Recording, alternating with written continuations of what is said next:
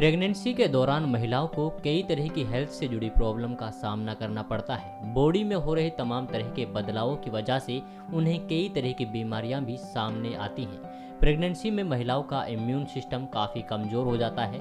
ऐसे में health problems का हमला आम बात है। प्रेगनेंसी के दौरान कोल्ड होना आम प्रॉब्लम है। हर प्रेग्नेंट को इससे बचाव की हर संभव कोशिश करनी चाहिए, क्योंकि प्रेगनेंसी के दौरान कफ नहीं होने देना चाहिए।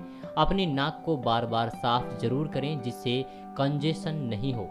अगर कफ हो भी जाता है तो इससे बचने के लिए दवा लेना हानिकारक है, इसीलिए आप स्टीम लेकर इससे निजात पा सकती हैं।